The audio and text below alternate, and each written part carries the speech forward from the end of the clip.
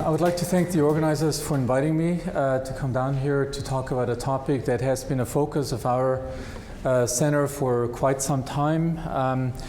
I should acknowledge that our work has been supported by the NIH with a center grant from NIDDK and the Office of Research of Women's Health.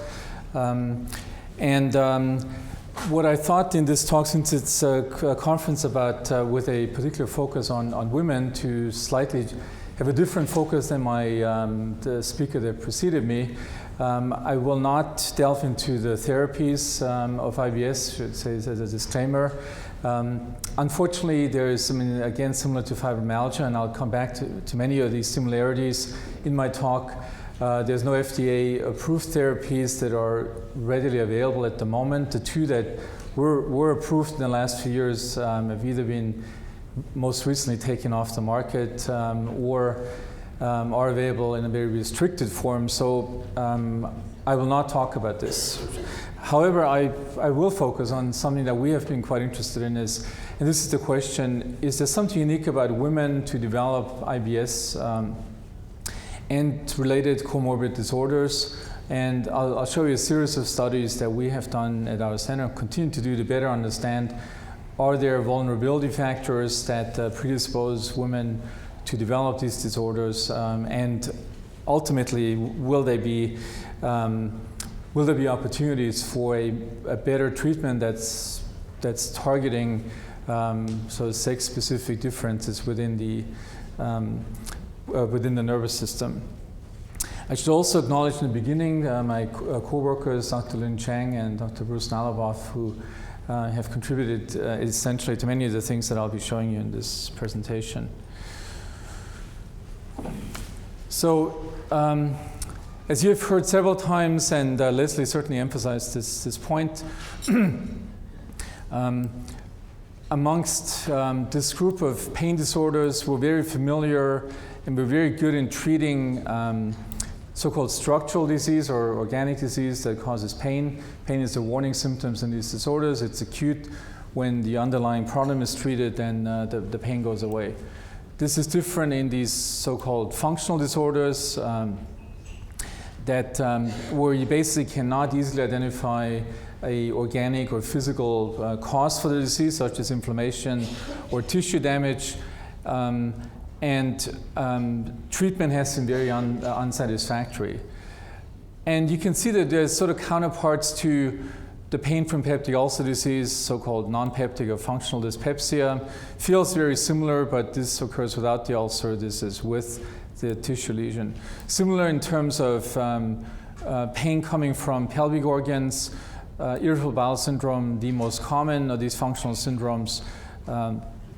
So far, really without any generally agreed upon alteration in the within the GI tract, as opposed to inflammatory conditions or malignant conditions where we have a very distinct cause of the pain, and the pain usually goes away when this underlying problem is taken care of. In terms of IBS, there is a process, a so-called Rome process, because a committee meets every few years in Rome and sort of updates these diagnostic criteria. This is not necessarily driven by science, but really by providing a relatively homogeneous and generally agreed upon set of criteria to do clinical trials. These criteria are less often used in clinical practice. It's somewhat like the DSM-4, but it's been looked at by investigators in this field sort of as a mixed blessing, because it really hasn't helped to understand what's underlying this.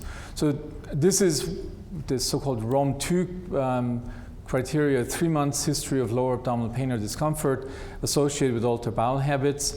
This condition is important because if the lower abdominal pain occurs without any change in the bowel habits, then it's referred to as chronic functional abdominal pain, a somewhat different pain syndrome. So these are the points that I want to touch on during these next 40 minutes or so. I'll say a few words about the epidemiology. Then I'll discuss this point: what is unique about women in the development of chronic disorders of pain, and I listed here affect because, as you've heard in the previous talk, there seems to be a important overlap between a whole range of conditions that are characterized by physical pain and discomfort and emotional pain, as depression and discomfort, like in anxiety.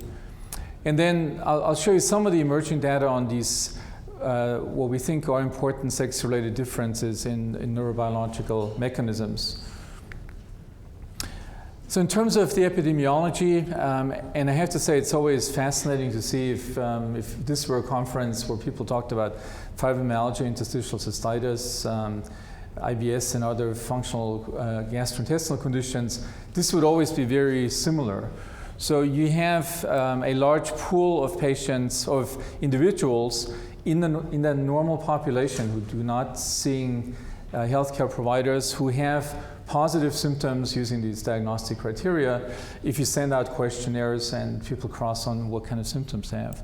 But for example, in the US, this reservoir of individuals who meet the diagnostic criteria for irritable bowel syndrome is the majority. These people will generally not see a physician. We don't know exactly what they do. They pretty self-medicate. They go to alternative therapies, over-the-counter types of remedies. What is important in these population-based samples, about 70% are women, 30% men. This is important because one aspect of the greater prevalence of IBS, so many of these disorders in women, has originally been attributed to a greater healthcare seeking behavior of women. And this is a legitimate factor as well. Women in general, when they have any type of physical pain or discomfort, are more likely to seek help and healthcare for these symptoms. It's probably one of the factors why women get older in our society, because they're more vigilant towards the body and do something about it. Men try to suppress it and go on with their lives. So it's important that individuals that even don't seek healthcare, you see the significant gender difference. These are very common disorders. You saw this earlier figure from Leslie. These are probably the most common chronic pain disorders that we know. And again, you may not be able to say pain disorder because it occurs in the normal population. Many times the pharmaceutical industry tries to lump all this together, but we have to consider these are not individuals that would necessarily seek treatment. So about 25% of the people that have the symptoms will seek healthcare, the majority in primary care, a small portion in specialized centers. In the case of IBS, gastroenterologists, and even smaller, at the very tip of this pyramid are the psychiatrists who see a highly selective group of individuals who have gone from here to here and apparently have not gotten beneficial treatment. So some people have suggested that the only group of individuals we have to be concerned about as physicians or as healthcare providers are really the ones in the top third of this pyramid. And efforts have gone into determining what is it that makes an individual who has the symptoms down here to actually become a patient, so go from a non-consulter to a patient.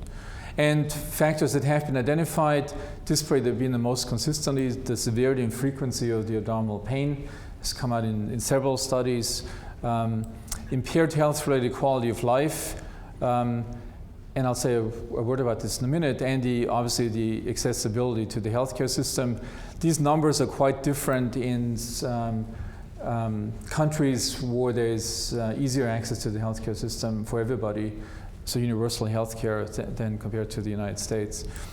Now this is important because what goes into this tremendous impairment of health-related quality of life, so just to give you an example, IBS patients, if you give them a health-related quality of life instrument, will rank their quality of life impairment similar to, for example, I always use that example, patients with chronic renal failure who are on dialysis. So it's hard to understand that somebody who has to be on dialysis 3 times a week would have a comparable impairment. What we know in the meantime is that factors go into this that have very little to do with the actual IBS as we define it. They have to do with fatigue, loss of energy, inability to function properly, sleep disturbances, decreased sexual drive. So a whole range of vital function impairment that we also see in the other disorders such as fibromyalgia. So it's conceivable that factors other than coming from the GI tract really play a major role of who will ultimately seek healthcare. And it's conceivable also that people with or patients with different types of somatic symptoms will seek healthcare driven by this impaired quality of life, but they go to different specialists because they sort of identify with a particular symptom as opposed to somebody else who picks a different symptom. Now this concept of the overlap. As a gastroenterologist, I started out being interested primarily in irritable bowel syndrome. In the meantime, our center really has expanded into interstitial cystitis and fibromyalgia, and we firmly believe that these are a group of related disorders. We're trying to understand what is it that they share and in which way are they different. In this schematic from Dan Claw, it's shown here. Look at IBS, the largest one of these disorders occurring 10 to 15% of the population, and others that are much smaller. One that received a lot of attention, the so-called Gulf War syndrome, fibromyalgia, and psychiatry somatoform disorders, chronic fatigue syndrome. Not listed here are interstitial cystitis and other chronic pain conditions. So one of the questions is, and this is sort of our working hypothesis, is it that there is a shared CNS abnormality that makes patients share many of these clinical features in addition to certain kind of peripheral factors that may give specificity to a particular syndrome? And our group has sort of focused really on characterizing what those mechanisms might be. If we look at the data that has accumulated, suggests that there's something that makes women or the female sex a major factor in a major risk factor. So we know from the prevalence, regardless if you look at population-based samples or in clinic-based samples, there is a significant greater number of women who have IBS and seek healthcare for IBS. Female sex is also a major risk factor if for this entity. Some of you may have heard about this so-called post-infectious IBS, individuals that have a acute documented gastroenteric infection, and then after the infection goes away, the symptoms stay. Again, women are much more likely to develop this entity than men. If you test patients, and we use a pretty archaic way of doing this by inflating a balloon in the colon, in the sigmoid colon or in the rectum, women show the greatest degree of this hypersensitivity to balloon distension. And then also the overlap, the comorbid conditions are more common in, much more common in women. So clearly there is a factor that plays a major role. And so what is unique in the development of these disorders of pain and affect, including IBS? I mentioned that earlier. We do know from epidemiological studies that there are gender-related differences in behavioral responses to physical and emotional distress.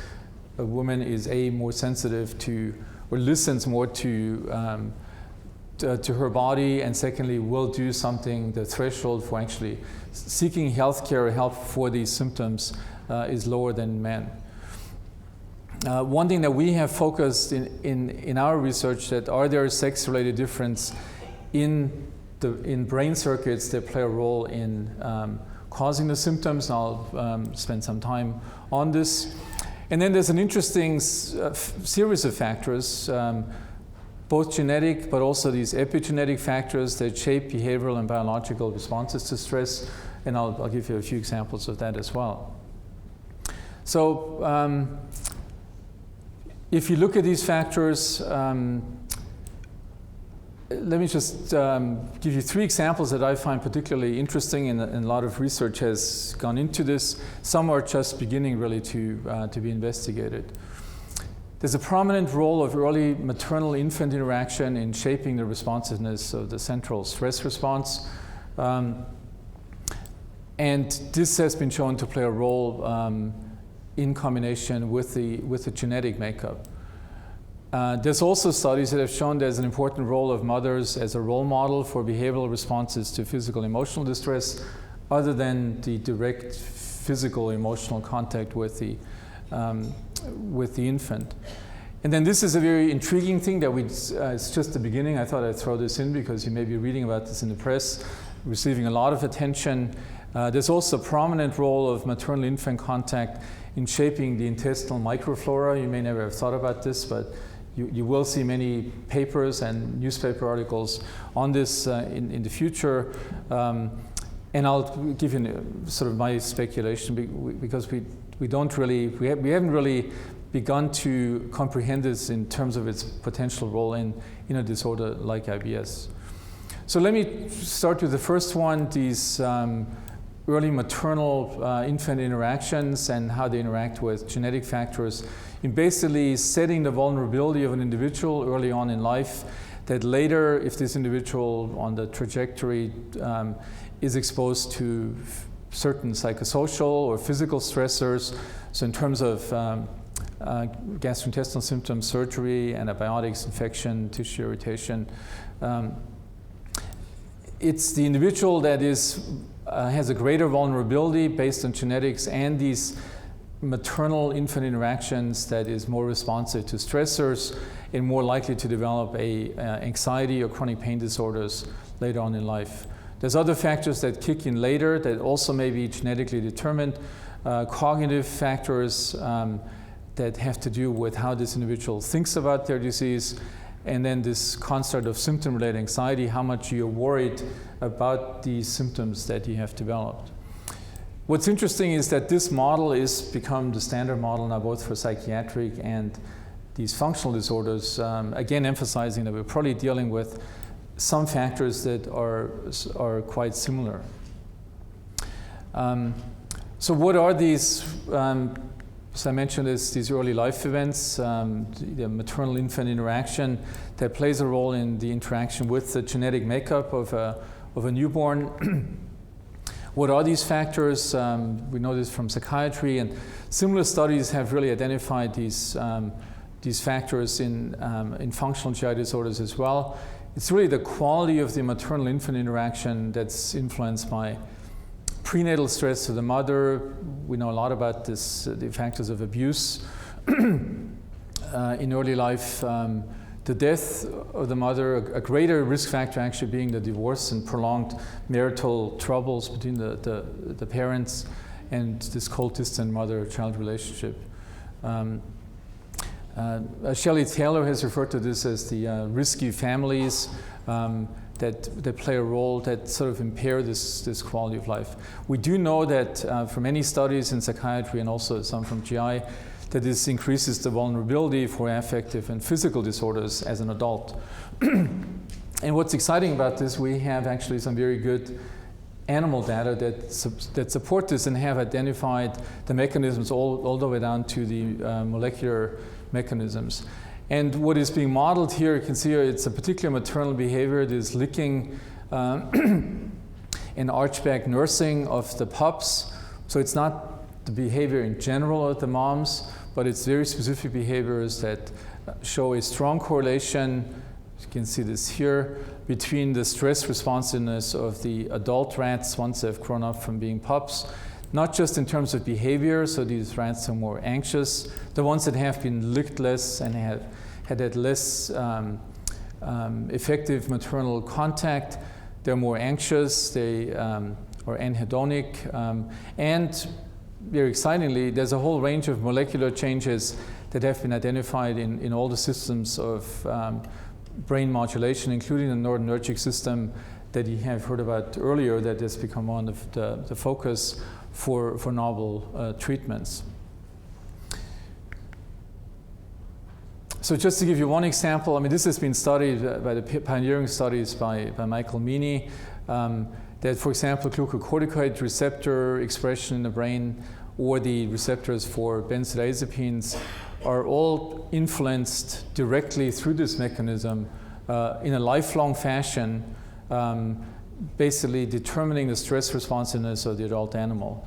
So this is not just a psychological, these rats feel better. I mean, they have a different brain depending on how their mother, how their mom interacted with them in the first 2 weeks of life.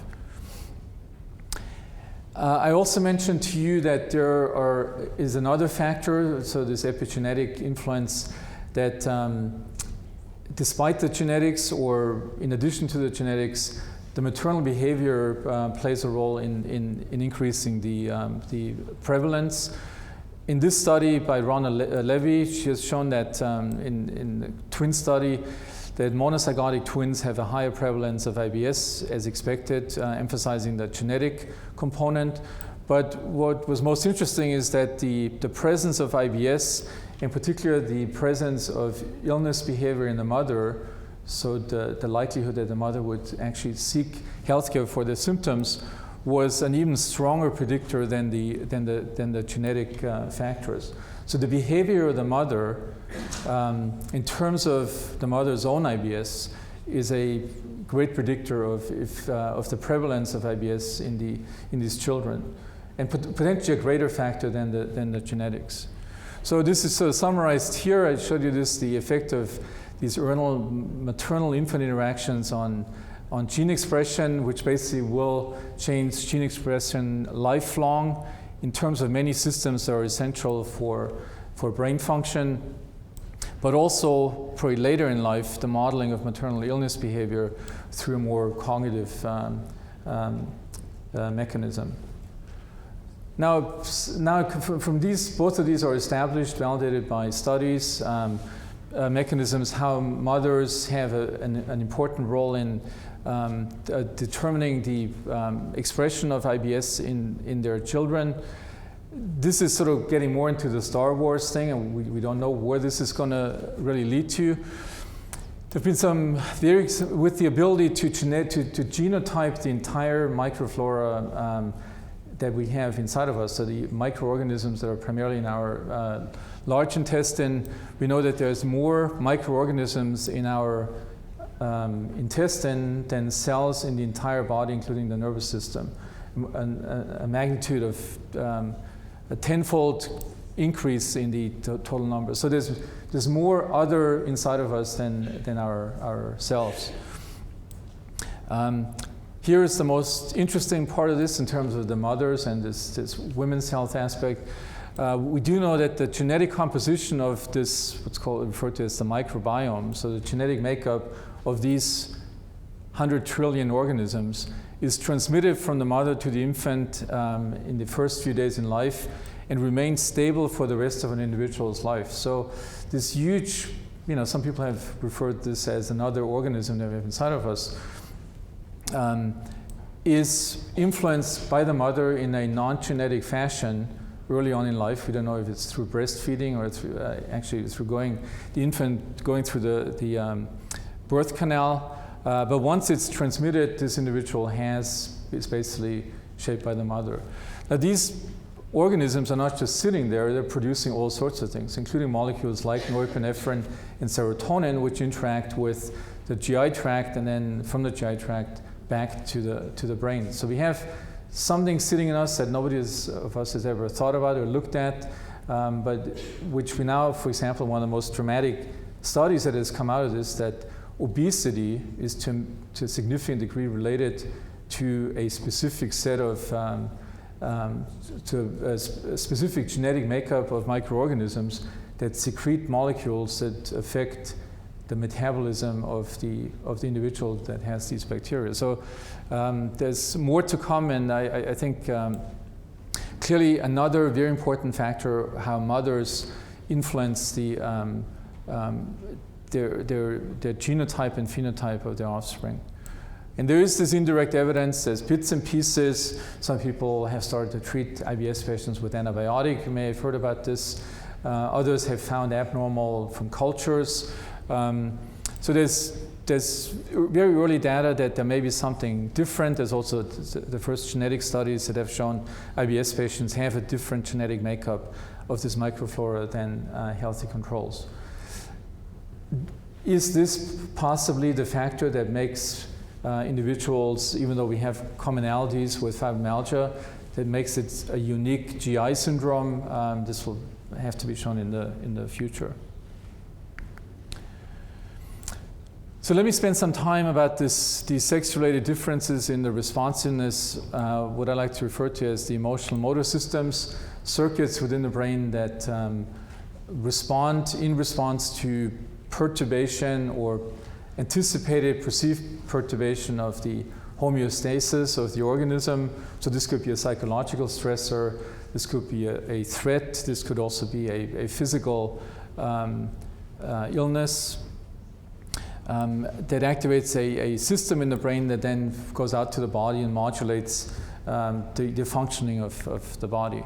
Just sort of illustrating this here, and you've seen this slide in different variations during this conference. You heard about the stress mechanisms in the beginning of the conference, and we have the HPA axis, we have the autonomic nervous system, but we also, as part of the system, have the endogenous pain modulation. So in response to a stressor, you not just release ACTH and glucocorticoids, but you also change the perception, the sensitivity to somatic or visceral stimuli. So I'll give you one example. A soldier in combat who is in a life-threatening situation will shut off somatic pain sensitivity almost completely.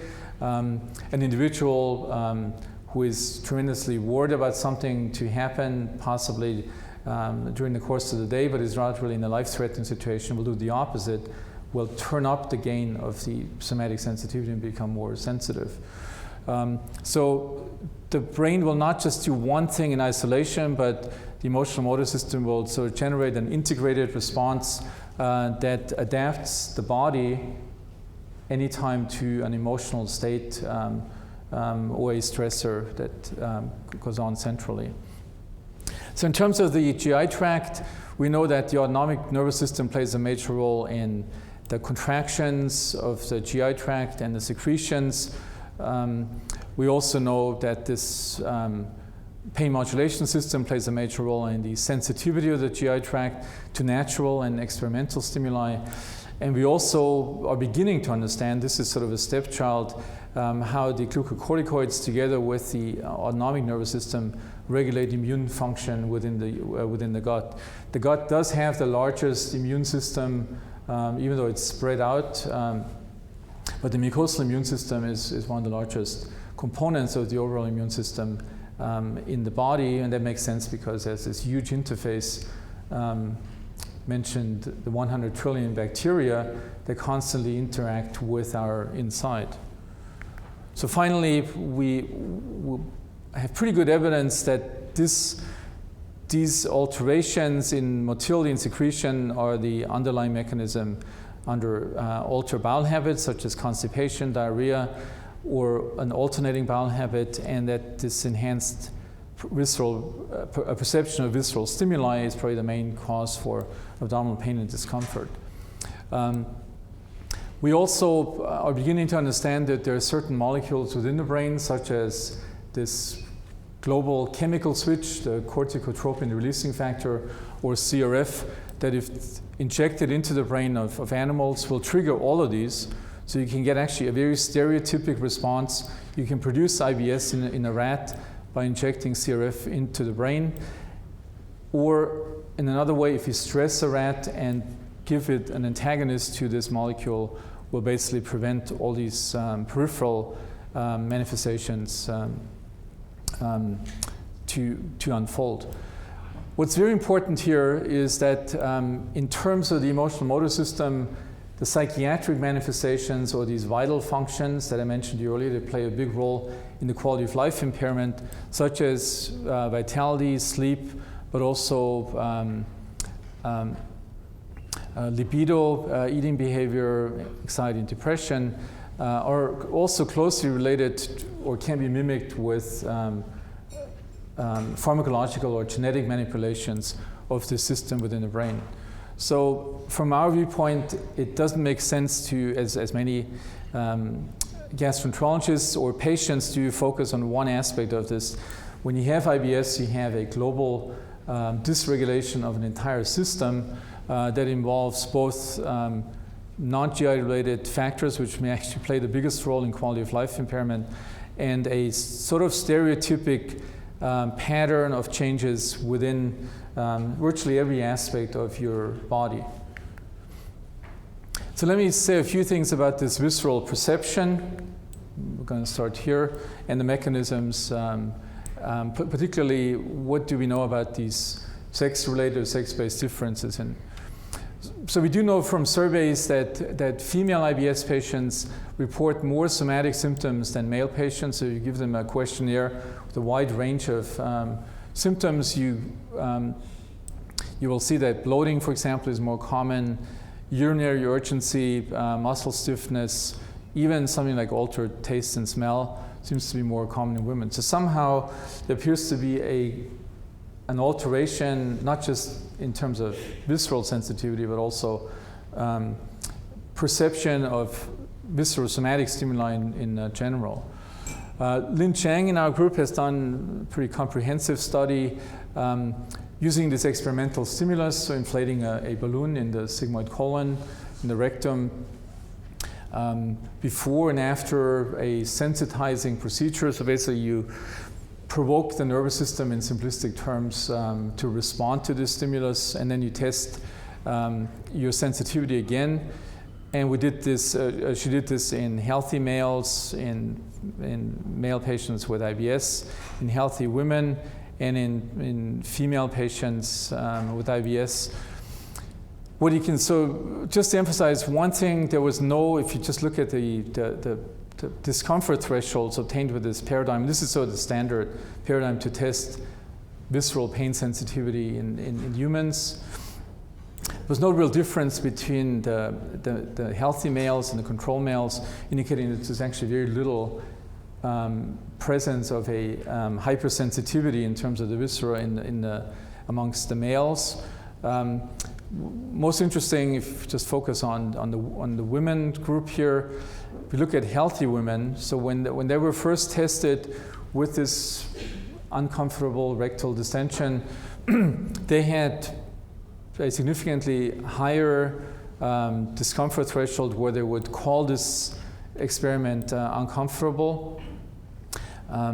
When then they got this repeated distension of the sigmoid colon and were retested, they showed this sensitization. Now, if you look at the patients, if you go first from the baseline, they were much more sensitive than the healthy women, and with this repeated stimulation, they became even more sensitive. So women, when they're healthy, seem to be the least sensitive in terms of the viscera to distension, to pelvic viscera to distension. And IBS patients lose that mechanism of this endogenous pain inhibition. And women, as opposed to men, show this phenomenon of wind-up or sensitization with a repeated stimulus. It's been also shown in fibromyalgia with repeated somatic stimuli that women, particularly women with fibromyalgia, show greater sensitization. But this is sort of interesting. So we don't know exactly what the cause of this is. We think that the women have developed systems of endogenous pain inhibition, particularly for the pelvic viscera, to decrease discomfort once the woman knows this is a safe situation. So they can inhibit this, possibly by descending endogenous pain inhibitory systems. And women with IBS have lost this ability. So one of our biggest working hypotheses is there a loss of endogenous pain inhibition in women as it relates to the pelvic viscera? We saw the same thing in terms of the intensity ratings of these stimuli. So here are the healthy women with increasing distension pressures who showed the least intensity ratings, and female IBS patients should show the greatest, with males in the middle, and no difference between the between the patients and the controls. So this is clearly something very unique. Our working hypothesis is this, that women have, in response, in a stress-related condition, such as IBS and possibly other dysfunctional syndromes, exhibit or express the abnormality primarily in terms of altered perception and greater sensitivity, whereas men or male patients do not show this to the same degree. And this is shown here. Autonomic nervous system responses. Remember that one of the output pathways of the emotional motor system is in terms of the sympathetic and the parasympathetic nervous system, in response to not just a psychological stressor, but also any kind of emotion will have this output to the body. So it's a normal response. Just show you two examples highlighting an interesting point. So we compared healthy subjects, males and females, with IBS patients, fairly large group, and we found that in this sympathetic measure, so the sympathetic nervous system is one of the systems that's activated in response to a stressor, at baseline and at different situations during this balloon distension paradigm. So the IBS patient showed a greater sympathetic response, but then if you broke it down into male and female patients, we saw that this difference really came only from the male patients. The female patients really did not show an abnormal response. So very different from the perceptual alteration that we see in the women. In this case, the sympathetic response is primarily present in the male patients. And this is just looking at another one, the vagal tone, cardiovagal tone. In general, it's not the more relaxed, the more in homeostasis an individual is, the higher the vagal tone. So this is the good part of the autonomic nervous system. Again, we saw the group difference between IBS patients who had a lower cardiovagal tone as opposed to the control subjects. And if you look at who makes up the difference, it's really the males that have this lack of cardiovagal tone as opposed to the females. So men with IBS show greater sympathetic tone in response to pelvic visceral stimulus and lower cardiovagal tone, whereas women and female patients show this to a much lesser degree. And so you might call this the yin and yang of responses to pelvic visceral stimuli.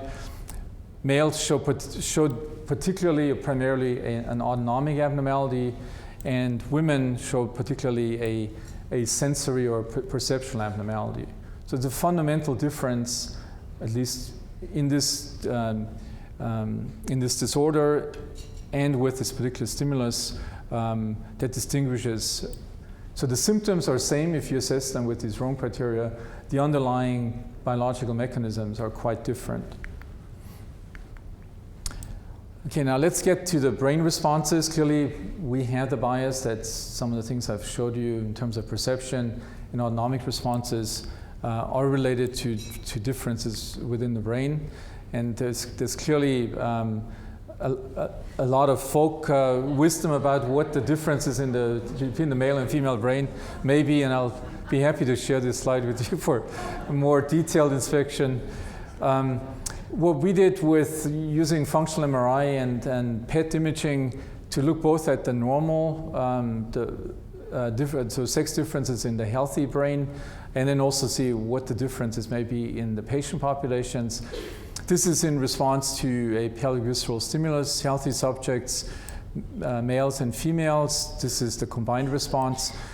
This is sort of a very typical response pattern that you get activation in the insular cortex, which we know in the meantime sort of encodes the sensory intensity of a stimulus, and in the dorsal anterior cingulate cortex, which accords the affective and motivational dimension of the pain. So how unpleasant it is and what you're going to do about it. Now, if you compare the males with the females, you see that there's much less activation in these areas in the males, even though it's in the same regions, much lower activation than compared to the males. So it's sort of counterintuitive. You would have thought that based on what I showed you earlier with this increased perception, female patients also showing greater emotional ratings of these experimental stimuli, that you would actually get a greater response in the women. But keep in mind, these are healthy women. These are not the patients. The abnormalities I showed you earlier were obtained in patients. So we've sort of developed a concept about this, that healthy women actually have a system in the brain that counteracts the response to a stressor, particularly a pelvic pain stressor, and thereby decrease the brain response. And we actually could confirm this in a study that we published last year, where we looked in different brain regions, so from the amygdala, the anterior cingulate cortex, the insula. We looked at, we counted the voxels, so these little dots in these brain areas that are activated and the ones that are deactivated. And then we formed this ratio between deactivated and all the voxels, and this is particularly important. You see that women shown in pink here show a much greater degree of this ratio, so they show a greater degree of deactivation as opposed to activation. So women in response to this stimulus, when it's given in a very moderate, mild intensity, actually deactivate more of the brain than they activate. And again, pointing to a mechanism that I think is like you could call it a resilience factor or a protective factor for the brain. This difference is not there when you go to a truly noxious stimulus. Again, this makes sense that if the thing becomes really dangerous, then this deactivation is shut off.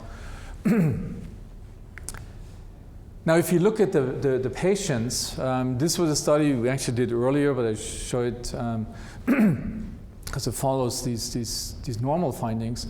Most of the areas in the brain were activated similarly in men and women with IBS, but we also looked at which areas women activated more than men.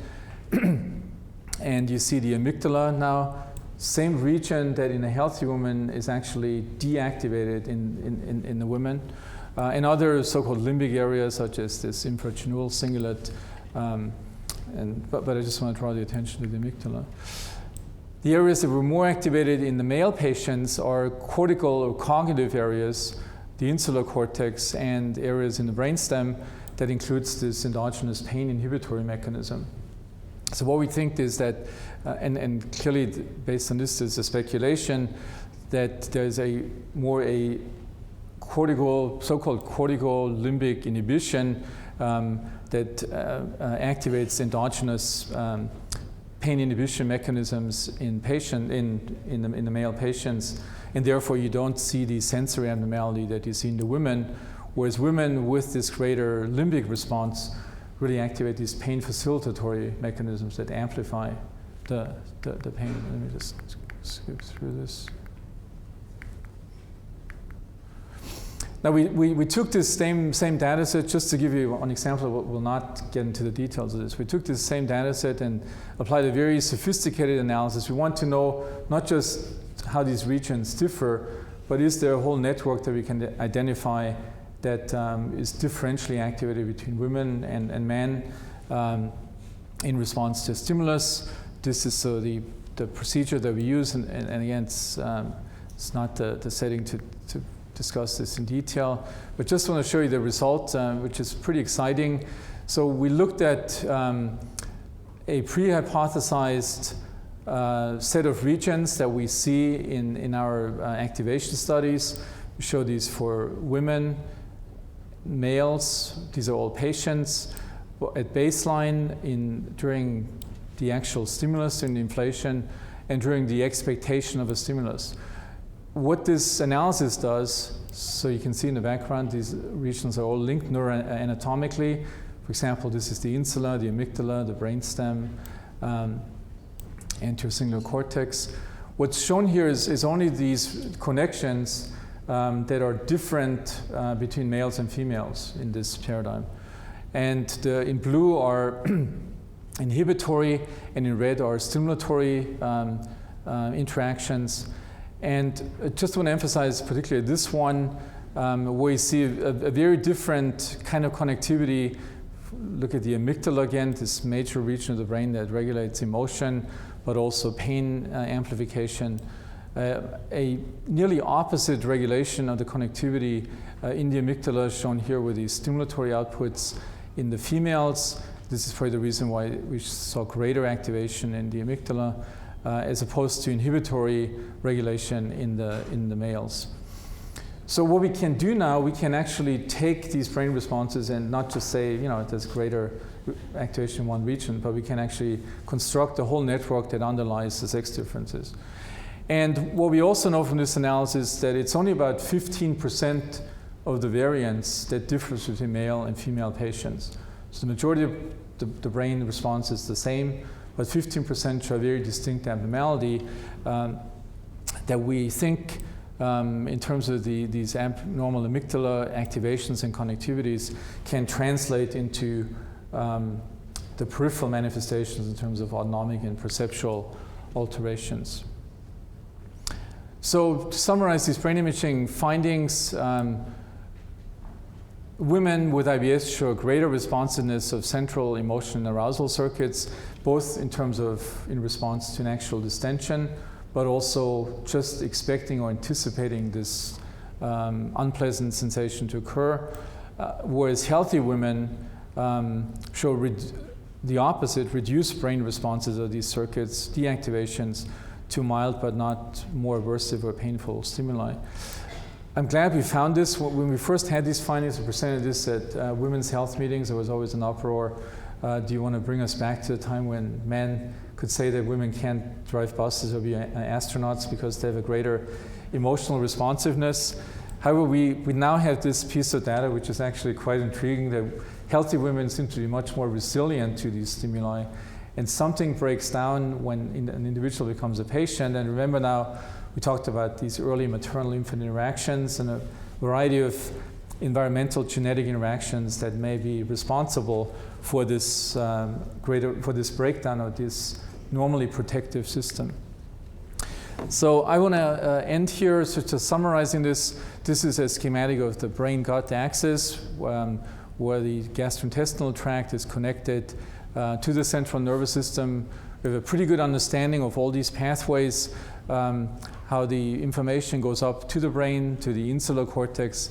I mentioned this to you. This is really the visceral sensory cortex, the part of the brain that is able to create a conscious experience of our interoceptive environment. We think that the most likely abnormality in this entire system, very complicated system, is in these brain regions that are the circuitry that include the amygdala, the dorsal anterior cingulate cortex, hypothalamus. They play a major role in the modulation. You can see these descending pathways that can both up and down regulate pain sensitivity. A lot of work has been going on in this field of characterizing abnormalities in the periphery, at the gut level, but we strongly feel from these advances in being able to look at the living human brain that the main abnormalities up here, that the main reason for the sex differences that we observe, not just in IBS but also in other functional disorders, are related to an abnormal connectivity and activity within these circuits. And the new therapies, some of which Leslie has talked about before, do have a significant impact, just as they do on depression and anxiety, on the interactions and the circuitry that is involved there. Thank you for your attention.